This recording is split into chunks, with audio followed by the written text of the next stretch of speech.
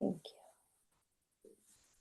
हाँ जी, तो हम देख रहे हैं कि जो हमने पीछे थोड़ा-सा छोड़ा था, वो अंगद का सारा प्रसंग था और हमने देखा कितना लंबा प्रसंग था और अच्छा बढ़िया प्रसंग था। इनको देख के हमें लक्ष्मण जी की याद आती है, जैसे उनका और परशुराम का प्रसंग था। तो यहाँ पर लेकिन हम देखते हैं कि जो पिछली बार हमने 38 के ऊपर वाला पढ़ा था ना, कि भगवान उसकी चतुराई देख के बहुत खुश हुए। किसकी चतुराई? अंगद की। अंगद की क्या चतुराई थी, क्योंकि भगवान ने उसको बोला था ना कि रावण जातु धान कुल टीका। जो रावण है वो तो मतलब जैसे एक लकीर लगा दो ना कि इससे बड़ा कोई है नहीं। राक्षसों में सबसे बड़ा वो ही था उस समय पे। ही वॉज द मोर शक्तिशाली, राइट, सबसे शक्तिशाली। तो उसको इसने कैसे हरा दिया? हरा दिया मतलब हराया ना, हमने देखा ना उसके पाँव, कोई कोई उसका पाँव हटा नहीं सका। एंड वाक युद्ध में भी हमने कहा था ना ये वाक युद्ध हो रहा है, वाक युद्ध में भी रावण को परास्त कर दिया उसने। तो अब हम भगवान कहते हैं कि लेकिन वो कितने अच्छे से बोलता है ना उनको, सुन सर्वज्ञ प्रणत सुखकारी, कि ये भगवान जी आप तो सर्वज्ञ हो, सबकी सबके मन की जानने वाले हो।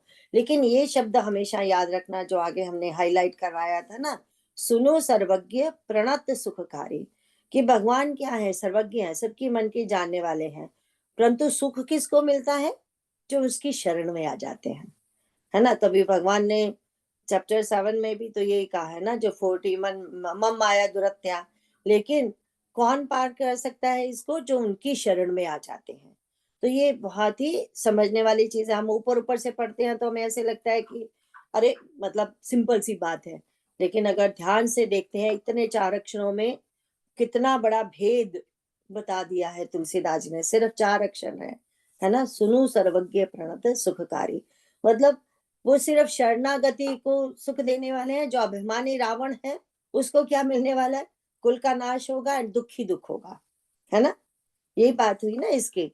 तो अब उसके बाद हम देखते हैं कि कैसे उसने बताया कि ये जो 4 मुकुट मैंने आपकी तरफ फेंके थे उसका क्या मतलब था, है ना। साम दान दंड भेद उसको करना नहीं आता। जिस राजा को साम दान दंड भेद नहीं आता वो राजा बनने की योग्य ही नहीं है ना। तब हमने बताया था कि वो कैसे, जैसे वो सीता जी को नहीं देना चाहता एंड माता को लौटाना नहीं चाहता है।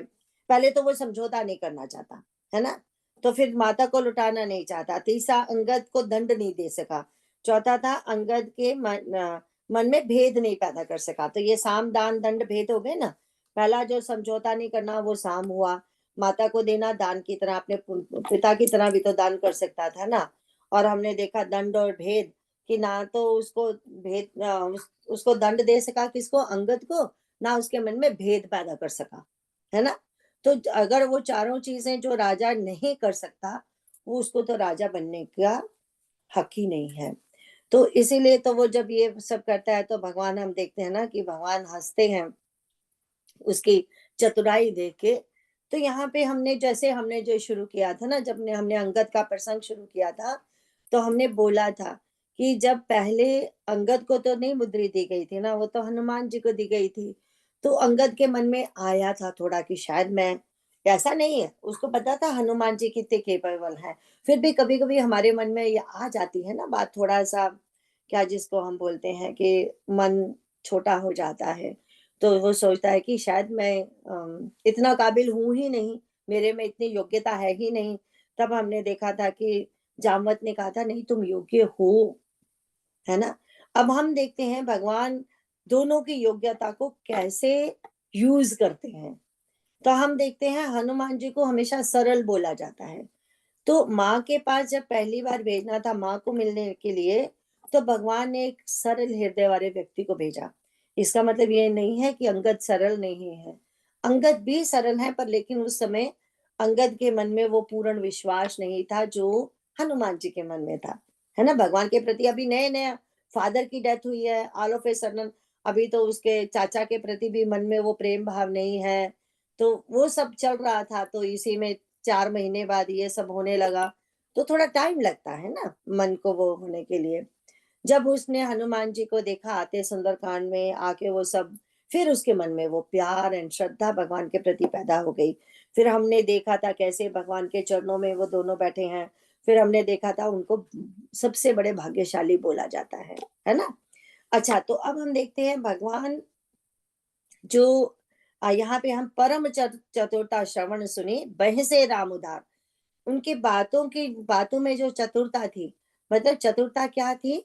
वो भगवान को ये कहते हैं कि भगवान आप तो सबके मन के जानने वाले हो। जैसे वहाँ हनुमान जी ने कहा था ना कि जो भी मैंने किया आपने ही करवाया है, मैंने कुछ नहीं किया, है ना? इसी तरह ये भी यही कह रहे हैं बट डिफरेंट वे बोल रहे हैं। इसीलिए भगवान उनकी परम चतुरता सुनकर बहुत हँसे, खुश हुए। तो यहाँ पे हम देखते हैं कि यहाँ पर फोन बंद करते हैं, ऐसे ही कोई कॉल आ रहा है, सारी बात है। तो यहाँ पे हम देखते हैं कि भगवान जो है वो दोनों चीजों को कैसे यूज कर रहे हैं, सरलता को भी एंड चतुरता को भी। तो अब क्या है, हनुमान जी और अंगद इस घटना के बाद हनुमान जी और अंगद काइंड ऑफ बराबर हो गए, क्योंकि दोनों को ही भगवान ने इस चीज में यूज किया। एक को दूत बना के भेजा, दूसरे को भी दूत बना के भेजा, है ना? तो यहाँ पे हम देखते हैं कि भगवान को सरलता भी पसंद है, चतुराई भी पसंद, लेकिन कौन सी चतुराई?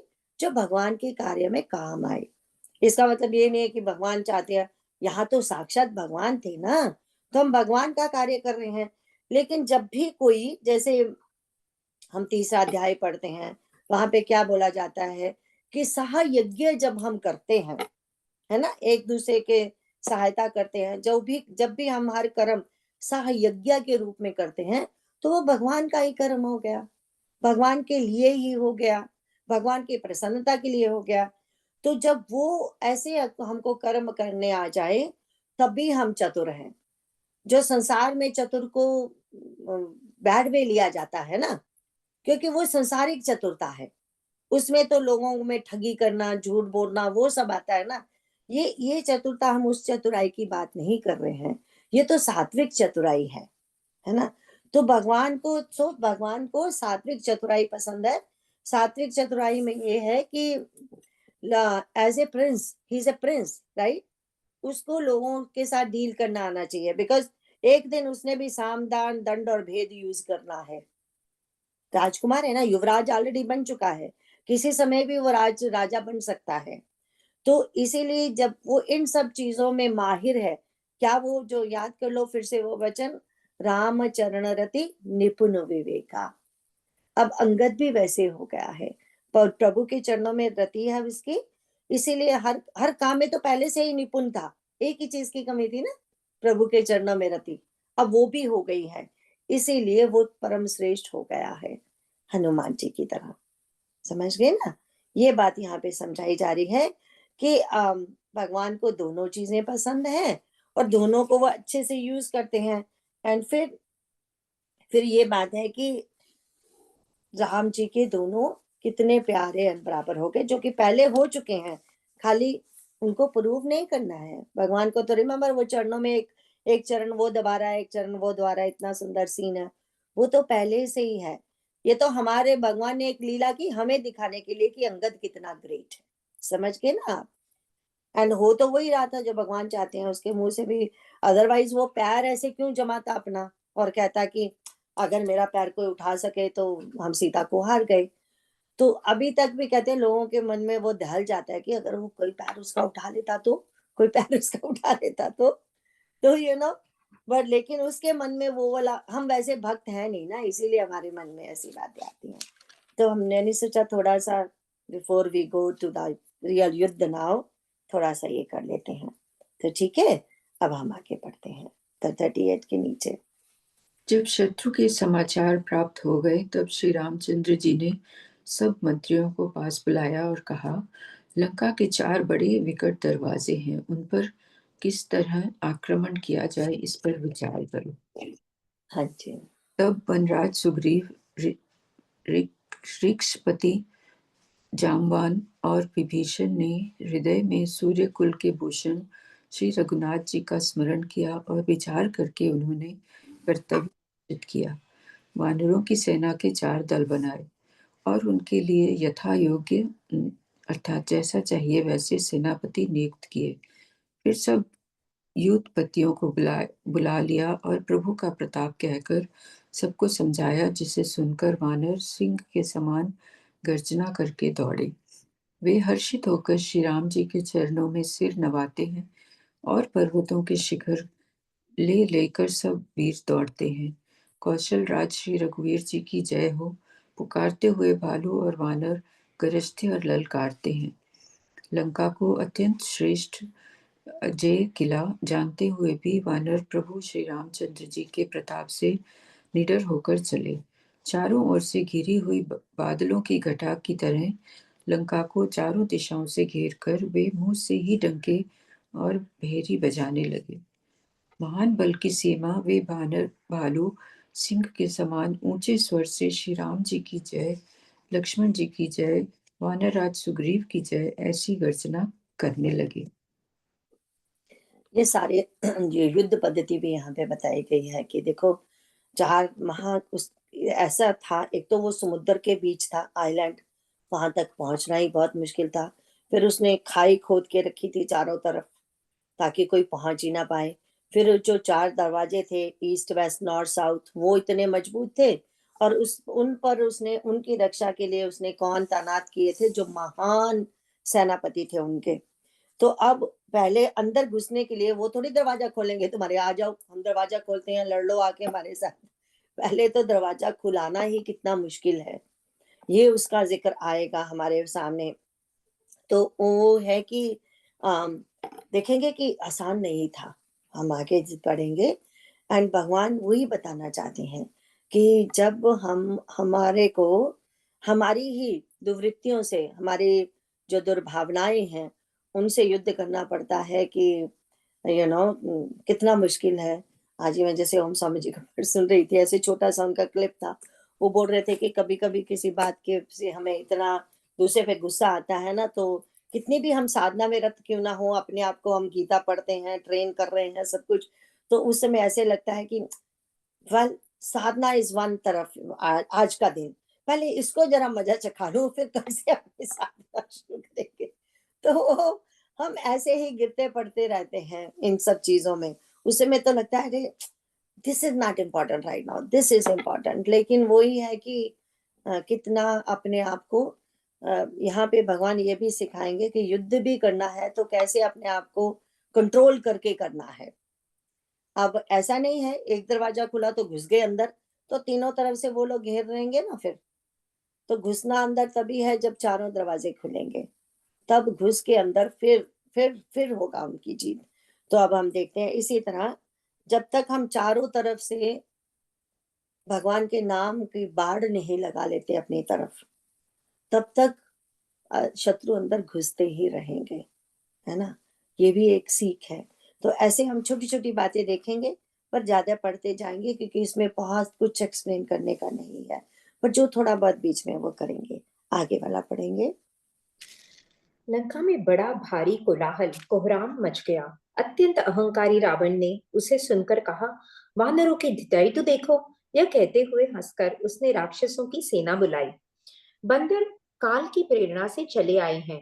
मेरे राक्षस सभी भूखे हैं, विधाता ने इन्हें घर बैठे भोजन भेज दिया। ऐसा कहकर उस मूर्ख ने अट्टहास किया। वह बड़े जोर से ठहाका मारकर हंसा और बोला, हे वीरों, सब लोग चारों दिशाओं में जाओ और रीछ वानर सबको पकड़ पकड़ कर खाओ। शिवजी कहते हैं, हे उमा, रावण को ऐसा अभिमान था जैसे टिटिहिरी पक्षी पैर ऊपर की ओर करके सोता है, मानो आकाश को थाम लेगा। आज्ञा मांगकर और हाथों में उत्तम भिंडी पाल, सांगी, बर्छी, तोमर, मुदगर, प्रचंड फरसे, शूल, दुधारी तलवार, परिग और पहाड़ों के टुकड़े लेकर राक्षस चले। जैसे मूर्ख मांसाहारी पक्षी लाल पत्थरों का समूह देखकर उस पर टूट पड़ते हैं, पत्थरों पर लगने से चोंच टूटने के दुख उन्हें नहीं समझता, वैसे ही ये बेसमझ राक्षस दौड़े।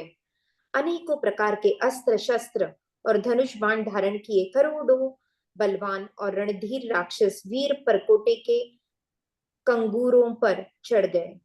हाँ, तो देखो हमने लास्ट टाइम भी इस बात को समझा था ना। यहाँ पे बोला है कि जब अब युद्ध शुरू हो रहा है, तो कहते हैं बंदर जब ये सब उनकी आवाजें सुन के क्या कर रहा है कि मूर्ख जो रावण है अट्टहास कर रहा है, ठहाके मार मार के हंस रहा है। और क्या बोल रहा है? बोल रहा है अस्क ही अट्टहास सठ कीना, ग्रह बैठे आहार विधि देना।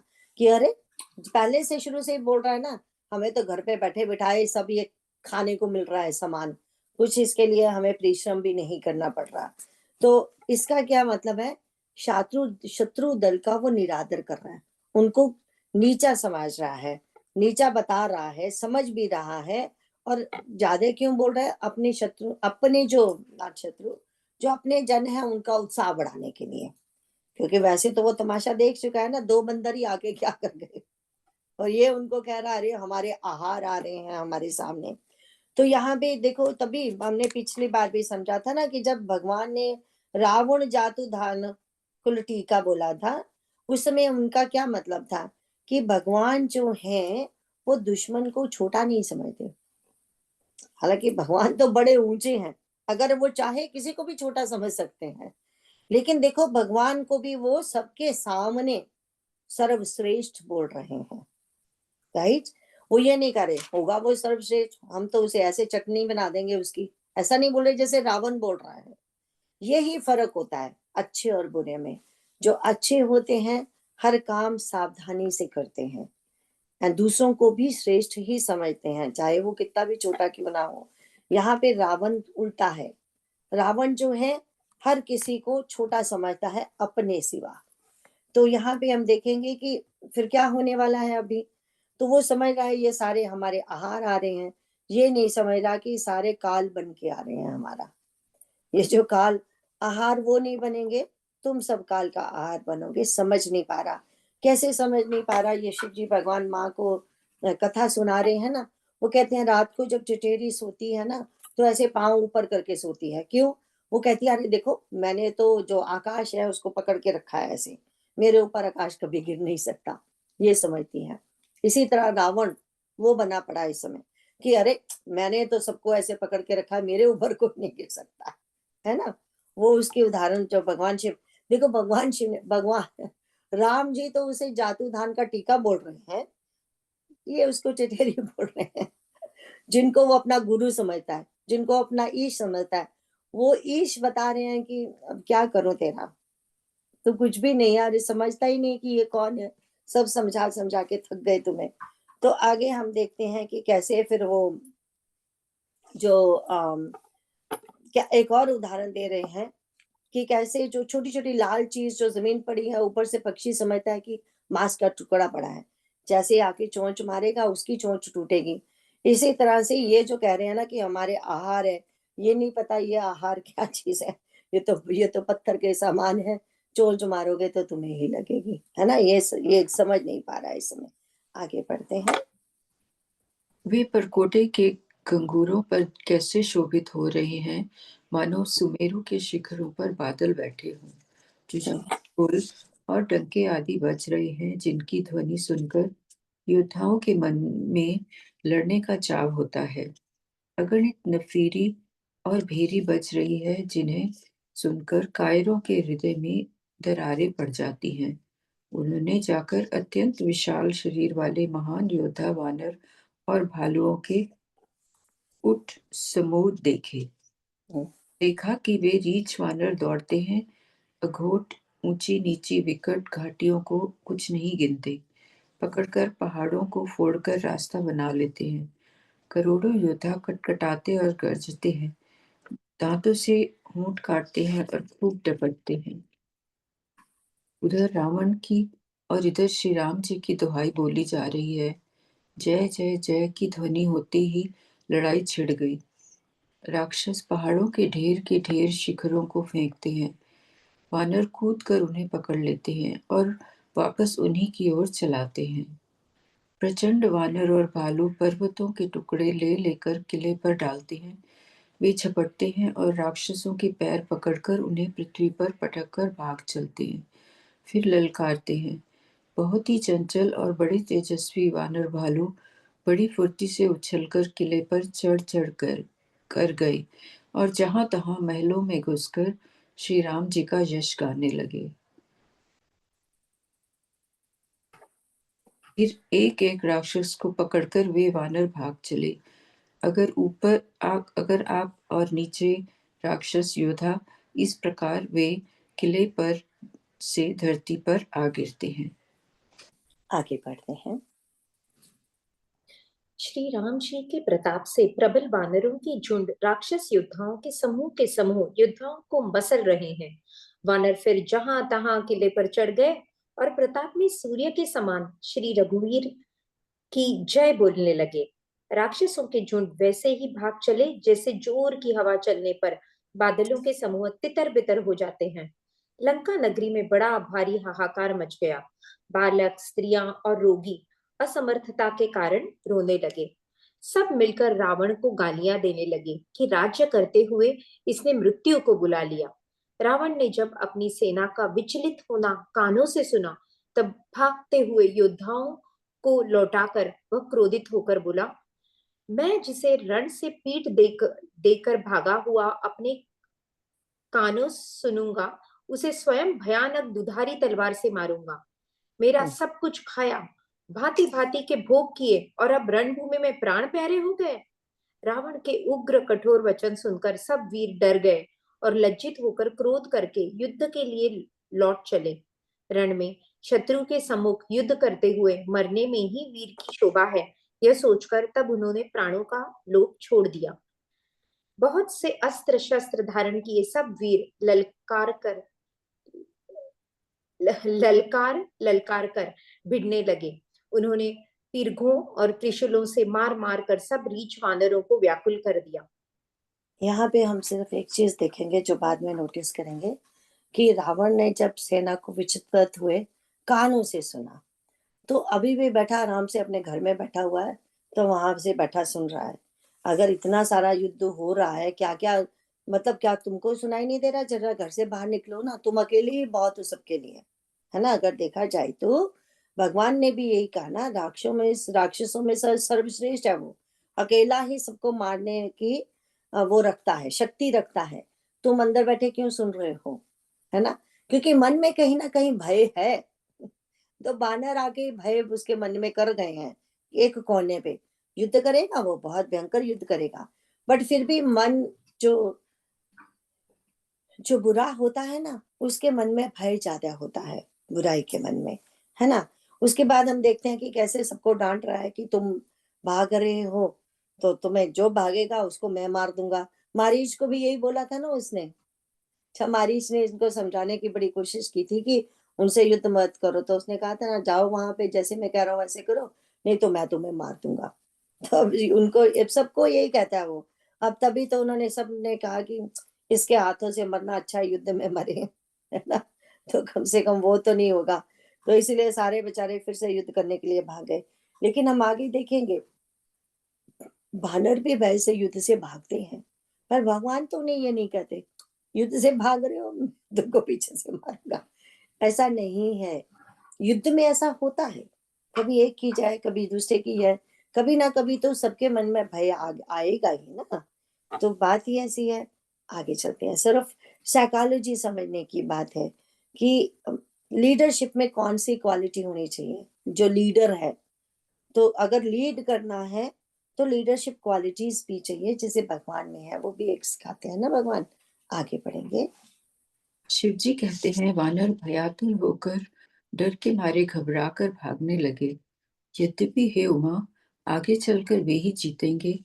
कोई कहता है, अंगद हनुमान कहाँ है?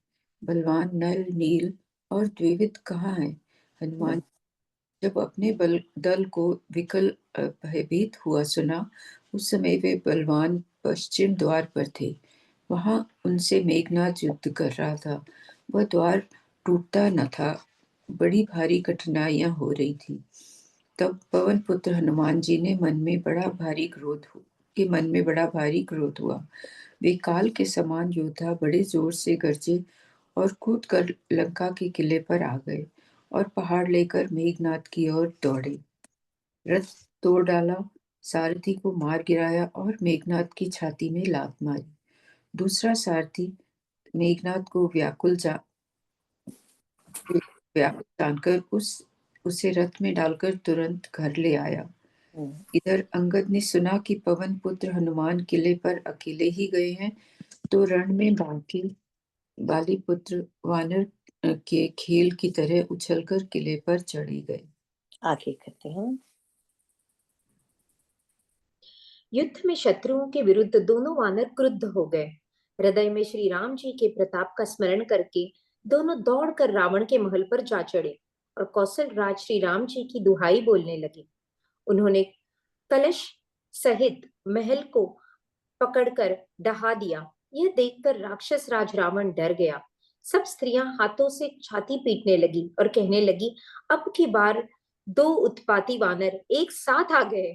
वानर लीला करके घुड़की देकर दोनों उनको डराते हैं और श्री राम चंद्र जी का सुंदर यश सुनाते हैं। फिर सोने के खंभों को हाथों से पकड़कर उन्होंने परस्पर कहा कि अब उत्पात आरंभ किया जाए। वे गर्ज कर शत्रु की सेना के बीच में कूद पड़े और अपने भारी भुजबल से उसका मर्दन करने लगे। किसी की लात से और किसी की थप्पड़ से खबर लेते हैं और कहते हैं कि तुम श्री राम जी को नहीं भजते, उसका यह फल लो। एक को दूसरे से रगड़कर मसल डालते हैं और सिरों को तोड़कर फेंकते हैं। वे सिर जाकर रावण के सामने गिरते हैं और ऐसे फूटते हैं मानो दही के कुंडे फूट रहे हों। आगे बढ़ते हैं। जिन बड़े बड़े मुखियों प्रधान सेनापतियों को पकड़ पाते हैं, उनके पैर पकड़कर उन्हें प्रभु के पास फेंक देते हैं। विभीषण जी उनके नाम बतलाते हैं और श्री राम जी उन्हें भी अपना धाम परम पद दे देते हैं। ब्राह्मणों का मांस खाने वाले वे नरभेदी दुष्ट राक्षस भी परम गति पाते हैं, जिसकी योगी भी याचना किया करते हैं, परंतु सहज में नहीं पाते। शिव जी कहते हैं, हे उमा, श्री राम जी बड़े ही कोमल हृदय और करुणा की खान है। वे सोचते हैं कि राक्षस मुझे वैर भाव से ही सही स्मरण तो करते ही हैं। ऐसा हृदय में जानकर वे उन्हें परम गति मोक्ष देते हैं। हे भवानी, कहो तो ऐसे कृपालु और कौन है? प्रभु का ऐसा स्वभाव सुनकर भी जो मनुष्य भ्रम त्याग कर उनका भजन नहीं करते, वे अत्यंत मंद बुद्धि और परम भाग्यहीन हैं। श्री राम जी ने कहा कि अंगद और हनुमान किले में घुस गए हैं। ऐसे दोनों वानर लंका में विध्वंस करते कैसे शोभा देते हैं, जैसे दो मंदराचल समुद्र को मथ रहे हों। भुजाओं के बल से शत्रु की सेना को कुचलकर और मसलकर फिर दिन का अंत होता देखकर हनुमान और अंगद दोनों कूद पड़े और श्रम रहित थकावट रहित होकर वहां आ गए जहां भगवान श्री राम जी थे। यहाँ पे हम मेनली यही देखेंगे, बार बार यही बात आने वाली है कि राक्षस कितने भी बुरे क्यों नहीं थे, लेकिन युद्ध में जब युद्ध हुआ तो भगवान जी ने उनको भी अपना धाम दिया। क्योंकि जो कि हम देख चुके हैं, कृष्ण भगवान जी भी जब युद्ध करते हैं वहां महाभारत में वही होता है। उनका मतलब ये है कि तो फिर हम कभी कभी कहते हैं कि उनकी ऐसी शुभ गति क्यों हुई फिर, है ना, जिन्होंने इतना बुरा किया सारी उम्र। उनकी ये तो भगवान की कृपा का फल है और कुछ नहीं है। उनके कर्म तो इतने महान बुरे थे कि उनको नरक भी स्थान में नहीं देता, है ना, नरक में भी स्थान नहीं मिलता। तो ये भगवान कृपालु, भगवान उनको अपना धाम दे रहे हैं। तो दूसरी बात ये है कि तो हमसे कहेंगे कि क्यों, तो जो कि हमने पहले देखा था, भगवान कहते हैं ना, ये मुझको याद कर रहे थे, मुझे देखते देखते प्राण निकल रहे हैं इनके। तो वो कहते हैं कि तो हम कहेंगे कि ये सारे जो राक्षस मर रहे हैं उनके तो भगवान के दर्शन भी नहीं हुए।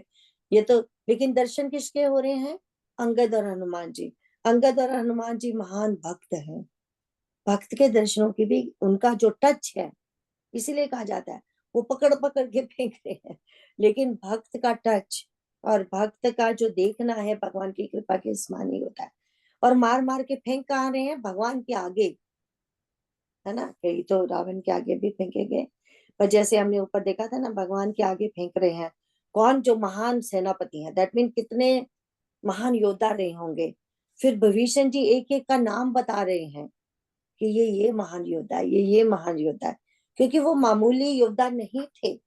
सचमुच में महाबली योद्धा, एक सेकंड मुझे, एक मैं ये फोन लेके देख लूं, एक सेकंड, ये जरा रिकॉर्डिंग बंद कर देना।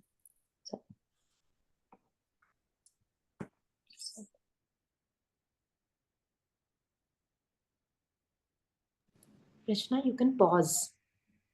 तो हम देख रहे, हाँ जी, तो हम देखते हैं कि जो भगवान ये कह रहे हैं कि वो ये जो सारे हैं मरते समय, एक तो युद्ध में मरे हैं, रिमेम्बर, जो जो कोई भी युद्ध में मरता है उसकी परम, उसको स्वर्ग मिलता है। यहाँ तो ये परम गति हो रही है, क्योंकि भगवान कहते हैं सब मेरा नाम लेते और सुनते मृत्यु को पा रहे हैं। अब देखो, यही तो कहा जाता है ना कि मरते समय तुम्हारे मुंह से वो नाम निकलेगा कि नहीं, कोई नहीं जानता। सारी उम्र तुम नाम लेते रहे, लेकिन मरते समय मुंह से निकलेगा कि नहीं।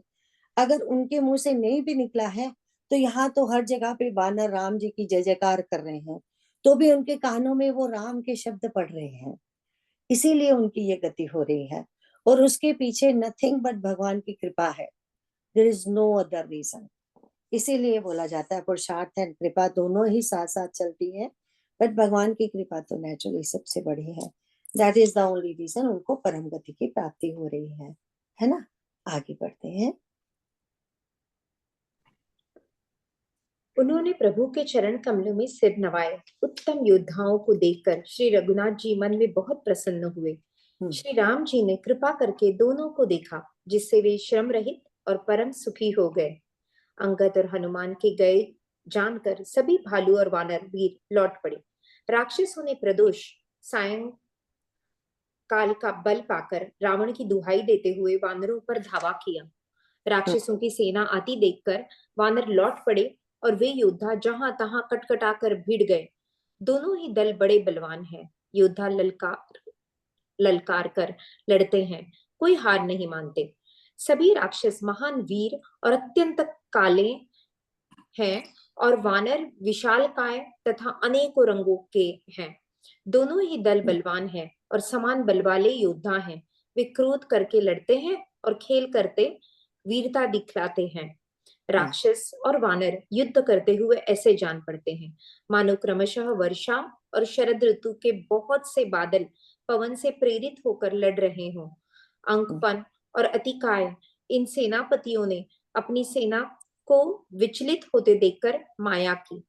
पल भर में अत्यंत अंधकार हो गया।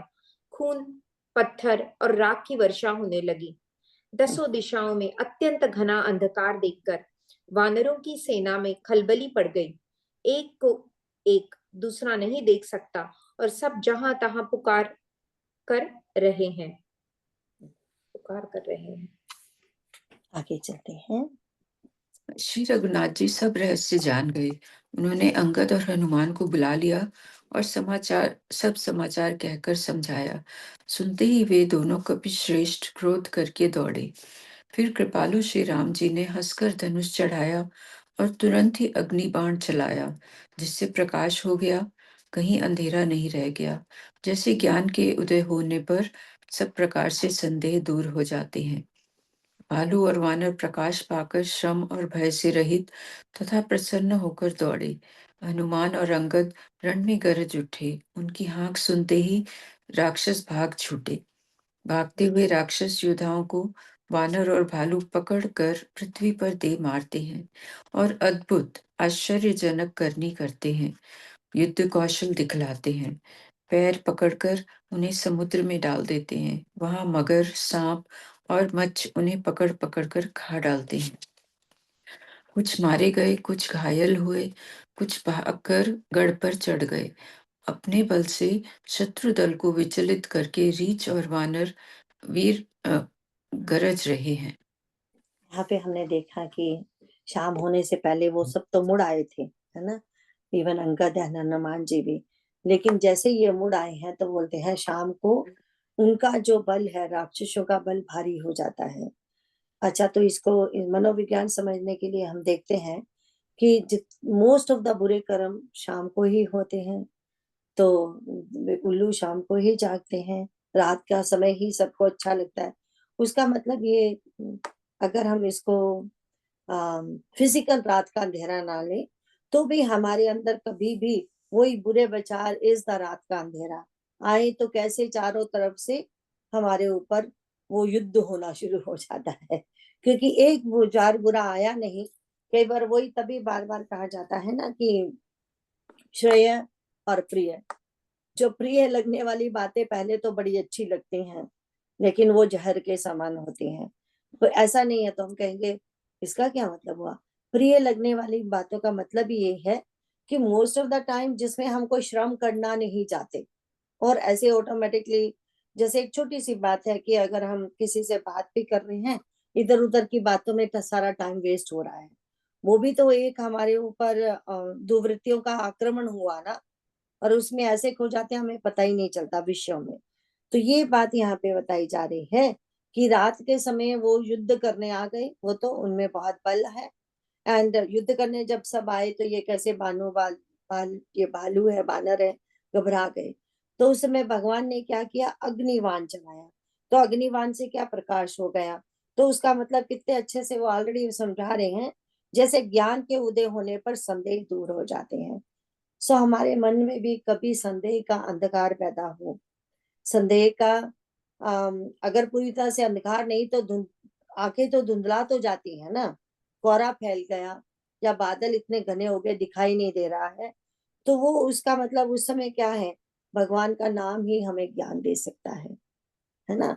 और देखो भगवान क्या, कि वो हंस के, राम जी ने हंसकर धनुष चढ़ाया।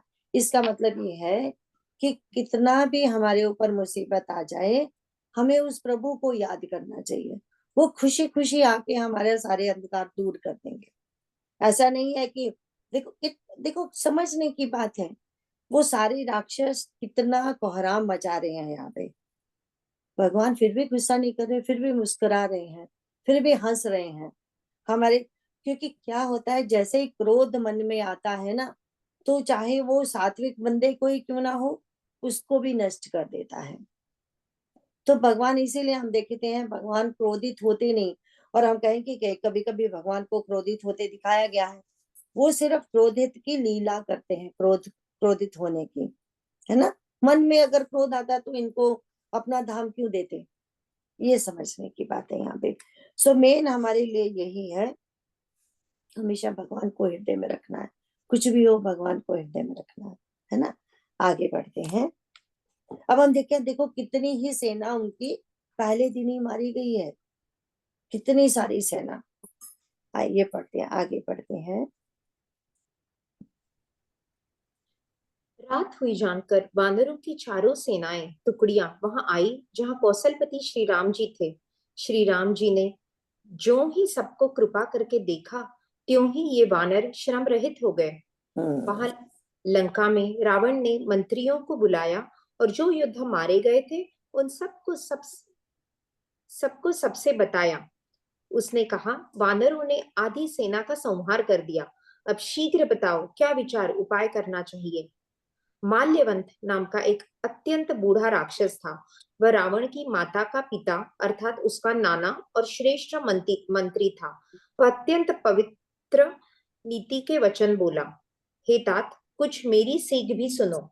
जब से तुम सीता को हर लाए हो, तब से इतने अपशकुन हो रहे हैं कि जो वर्णन नहीं किया जा सकता।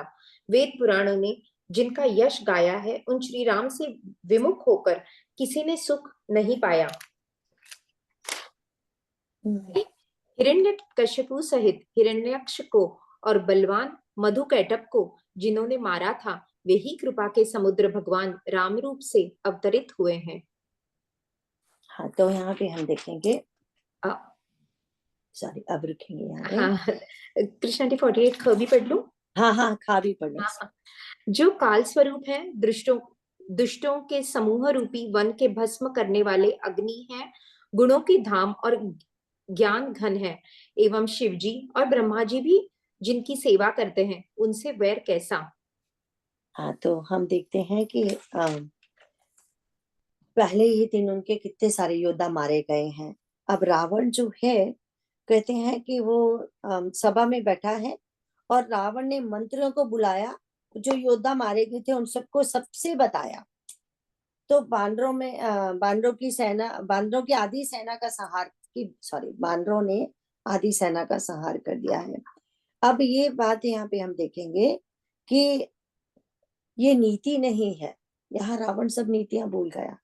किसी भी देश में, आजकल हमारे देश में भी हो रहा है, जब युद्ध होता है, कुछ लोग मारे जाते हैं इधर से उधर, पूरी सच्ची बात जनता तक पहुंचानी ही नहीं जाती, चाहे अपने उस समय सेनापति ही क्यों ना कुछ मारे गए हों। कारण ये है कि ताकि जनता के मन में भय पैदा ना हो, है ना। बाद में पता चल जाता है सब, लेकिन राइट एट दैट मोमेंट अपनी ही सेना में या अपने देश की जनता में भय पैदा ना हो, रावण सब नीतियां भूल गया। पहले हमने देखा ना, साम दान दंड भेद, वो भी नहीं कर सका। अब यहाँ पे सबके सामने जो बोल रहा है, उससे क्या होने वाला है, उससे तो और भी लोग डर जाएंगे, क्योंकि इतने बड़े महान सेनापति, इतनी सेना पहले ही दिन मर गई, तो आगे क्या होगा फिर, है ना। तो लेकिन वो उसको समझ में इस समय कुछ नहीं आ रहा, एक एक का नाम एक्चुअली सबके सामने बताया जा रहा है। तो उससे क्या हुआ, माल्यवंत जो उसका अत्यंत बूढ़ा जो वो है मंत्री है, उसको मंत्री वर बोला गया है, वो श्रेष्ठ मंत्री है। श्रेष्ठ मंत्री कौन होगा, उत्तम मंत्री कौन होगा, जो अपनी परवाह ना करके राजा को ठीक सलाह देगा, उत्तम सलाह देगा, उसके हित की सलाह देगा, है ना, वही होगा ना वर। वर श्रेष्ठ मंत्री वर। जैसे कि हम देखते हैं अयोध्या के में सुमंत्र जी थे दशरथ महाराज जी के साथ, उसके बाद भी वो राम जी के साथ रहे हैं। अब सुग्रीव के साथ कौन है उसका मंत्री, उसका मंत्री है जामवन जी, वो भी बूढ़े हैं।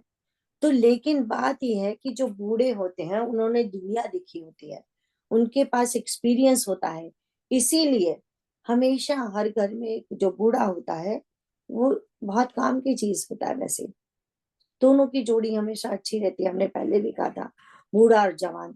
जवान को शिक्षा चाहिए, उसके पास वो एक्सपीरियंस नहीं है जो एक बूढ़े के पास होगा। जो बूढ़ा का मतलब हम यहाँ कोई बुरे शब्द की तरह बूढ़ा शब्द यूज नहीं कर रहे हैं। बूढ़ा मतलब, बूढ़ा बोला जाता था जो हमारी भाषा में, बूढ़ा मतलब बड़ा, बूढ़ा मतलब कोई गाली नहीं, उसका मतलब भी बड़ा होता है। तो यहाँ पे हम देखते हैं कि सबने अपने यहाँ एक बड़े को ही रखा होता है, क्योंकि उसके पास एक्सपीरियंस है एंड लेकिन शक्ति नहीं है। लेकिन जो बूढ़ा अपने साथ जवान को रखेगा तो उसके पास शक्ति एंड एक्सपीरियंस दोनों रहेगा, है ना। इसीलिए दोनों की जोड़ी जरूरी है। अब तो जो सुग्रीव जी के भी मंत्री बूढ़े हैं, जो जामवन जी हैं, और जो अयोध्या में मंत्री सुमंत्र जी हैं, यहाँ भी जो मंत्री है, एक तो देखो रिश्ता, उसके नाना है वो सगा, तो सगे नाने के मन में तो अपने भांजे के प्रति, अपने सॉरी ना, अपने ग्रैंडसन के प्रति अच्छा ही मन में विचार होंगे। इसीलिए अब वो समझाने आया है। क्या बोल रहा है, वो कहता है कि, वो बोलता है कि देखो, कि जब से तुम सीता को हर के लाए हो, देखो कितनी अच्छी बात करता है रावण के साथ। तो कहता तब से बड़े अपशकुन हो रहे हैं। वो ये नहीं कहता कि जब से तुम लेके आए हो ना उसे, कितने उत्पात हो गए, हनुमान ने आके क्या क्या कर दिया, उसने आके क्या क्या कर दिया, ऐसा नहीं कहता, क्योंकि उसको पता है हाउ टू टॉक टू ए राजा, है ना। एंड वैसे भी एक तो राजा है, एक उसका ग्रैंडसन है, उसको प्यार से ही समझाना पड़ेगा, सीधा सीधा बोलेंगे तो और भी वो हो जाएगा। तो प्यार से क्या समझा रहा है कि जब से आप लेके आए हो ना, बहुत अपशकुन हो रहे हैं जो हमारे लिए ठीक नहीं है। फिर वो कहते हैं जिसको वेदों और पुराणों ने जिसका यश गाया है वही आ गए हैं। एंड फिर देखो एग्जाम्पल कैसे देता है, तो कहते हैं हिरण्याक्ष भ्राता सहित मधुकैटभ बलवान, दो दो भाइयों के एग्जाम्पल दे रहा है, Hiranyaksha and Hiranyakashipu and Madhu and Kaitabh. तो दोनों भाई, उनमें कितना प्रेम था आपस में और कितने बलवान थे, उसको किसने मारा, इसी भगवान ने मारा। अब दो भाइयों की एग्जाम्पल क्यों दी जा रही है, आपको याद है ना, रावण को कुंभकर्ण के ऊपर बहुत अभिमान है। हमने पहले भी कहा था ना, अगर जो दो बंदे मेन जिसके ऊपर बहुत अभिमान है उसे, वो है कुंभकर्ण एंड मेघनाथ, ये दो बड़े हैं, है ना।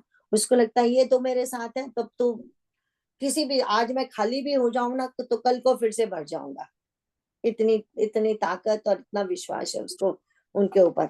लेकिन दूसरी एग्जाम्पल फिर उन्होंने देख ली ना, कितने ही ताकतवर कितने ही बलवान क्यों ना हो, लेकिन बुराई का तो हमेशा अंत होता ही है। इसीलिए दोनों भाइयों की वो एग्जाम्पल दे रहे हैं, कौन? माल्यवंत जी, है ना। तो फिर वो कहते हैं कि फिर कि जैसे उनको जिस भगवान ने उन लोगों को मारा है, वो ही भगवान काल स्वरूप होकर आज आ गए हैं। एंड क्या है? दुष्टों के समूह रूपी वन को भस्म करने वाले अग्नि है वो, गुणों के दान है, गुणों के धाम है, ज्ञान घन है। और शिव जी एंड ब्रह्मा जी, पूजा करने वालों वही दो का नाम लिया, शिव जी एंड ब्रह्मा जी। क्योंकि शिव जी जो संहार करता है, ब्रह्मा जी जो बनाते हैं सृष्टि को। तो उन वो दो किसकी पूजा करते हैं? मतलब किसके बल पर ये सारे काम करते हैं? वो भगवान आ गए हैं। आगे पढ़ते हैं। अतः वैर छोड़कर उन्हें जानकी जी को दे दो और कृपा निधान परम स्नेही श्री राम जी का भजन करो। रावण को उसके वचन बाण के समान लगे। वह बोला, अरे अभागे, मुंह काला करके यहाँ से निकल जा। तू बूढ़ा हो गया, नहीं तो तुझे मार ही डालता। अब मेरी आंखों को अपना मुंह ना दिखला। रावण के यह वचन सुनकर माल्यवान ने अपने मन में ऐसा अनुमान किया कि इसे कृपा निधान श्री राम जी अब मारना ही चाहते हैं। वह रावण को दुर्वचन कहता हुआ उठकर चला गया। तब मेघनाथ क्रोध पूर्वक बोला, सवेरे मेरी करामात देखना, मैं बहुत कुछ करूंगा, थोड़ा क्या कहूँ। जो कुछ वर्णन करूंगा थोड़ा ही होगा। पुत्र के वचन सुनकर रावण को भरोसा आ गया। उसने प्रेम के साथ उसे गोद में बैठा लिया। विचार करते करते ही सवेरा हो गया। वानर फिर चारों दरवाजों पर जा लगे। वानरों के क्रोध वानरों ने क्रोध करके दुर्गम किले को घेर लिया। नगर में बहुत ही कोलाहल शोर मच गया। राक्षस बहुत तरह के अस्त्र शस्त्र धारण करके दौड़े और उन्होंने किले पर से पहाड़ों के शिखर ढहाए। उन्होंने पर्वतों के करोड़ों शिखर ढहाए। अनेक प्रकार से गोले चलने लगे। वे गोले ऐसे गहराते हैं जैसे वज्रपात हुआ हो, अर्थात बिजली गिरी हो। और योद्धा ऐसे गरजते हैं मानो प्रलय काल के बादल हो। विकट बानर योद्धा भिड़ते हैं, कट जाते हैं, घायल हो जाते हैं, उनके शरीर जर्जर छलनी हो जाते हैं। तब भी वे लटते नहीं, हिम्मत नहीं हारते। वे पहाड़ उठाकर उसे किले पर फेंकते हैं। राक्षस जहां के तहां जो जहां होते हैं वहीं मारे जाते हैं। मेघनाद ने कानों से ऐसा सुना कि वानरों ने आकर फिर किले को घेर लिया है। तब वह वीर किले से उतरा और डंका बजाकर उनके सामने चला। यहाँ पे हम देखेंगे कि माल्यावंती समझा रहे हैं ना रावण को। देखो, पीछे उन्होंने कहा था, उन्होंने शब्द, अगर हम पीछे जाएंगे तो जो शब्द उन्होंने बोला था कि जब ते तुम सीता हरियाणा, यहाँ पे सीता नाम दिया है। अब आगे देखिए, जो अभी हमने शुरू किया, वो कह रहे हैं परिहर वैर देहु वे देही। समझते हो आप? वहां तो एक सिंपल सीता बताया माँ को कि जब से तुम उस सीता को हर के लाए हो।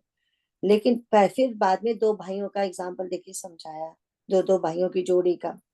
फिर अब बोल रहे हैं परिहु वैर देहु वे देही। अब सीता नहीं कह रहे, देखा आपने?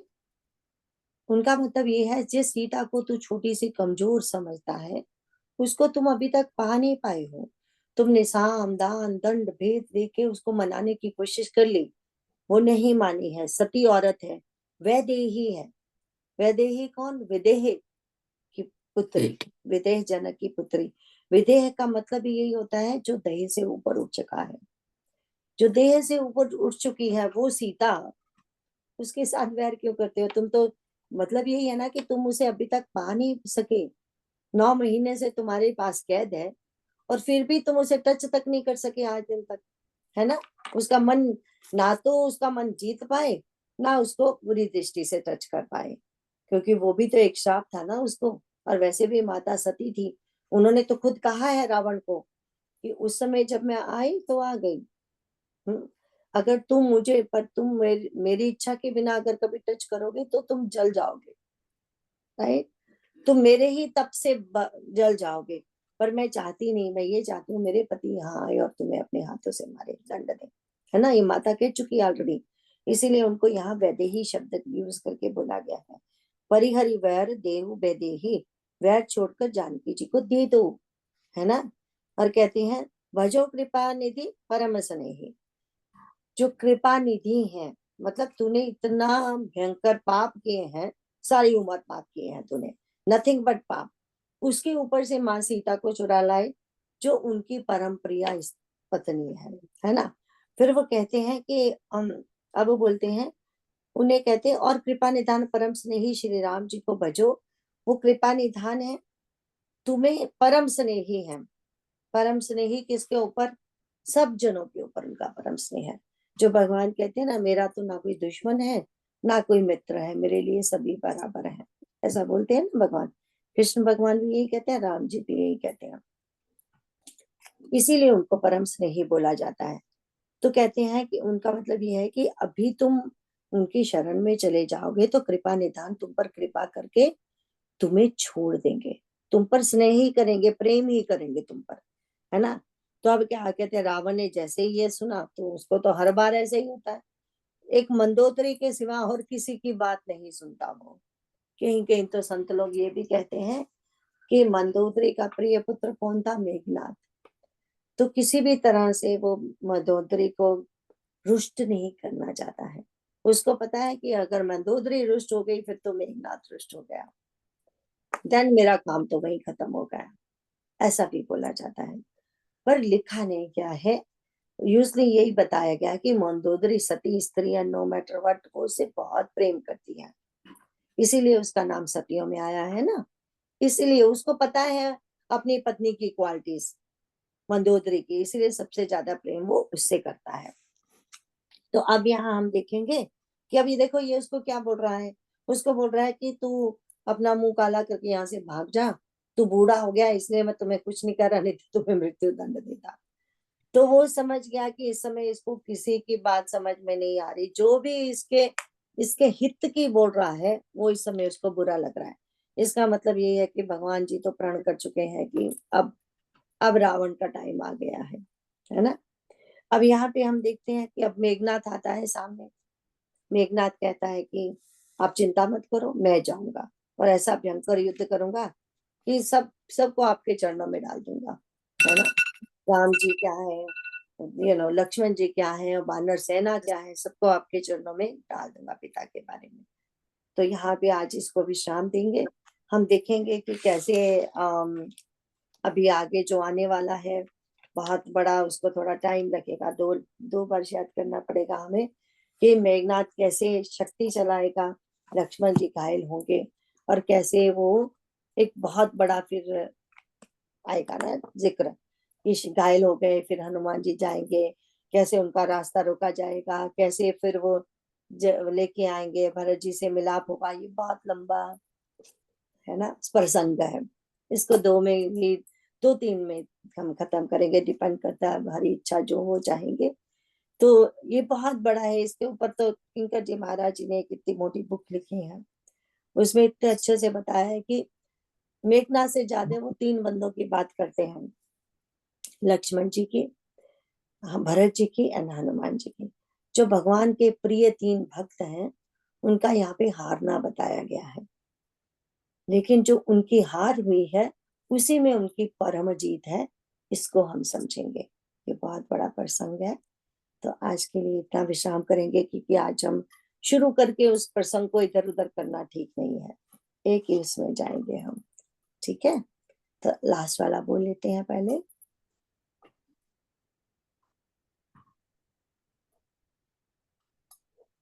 सकल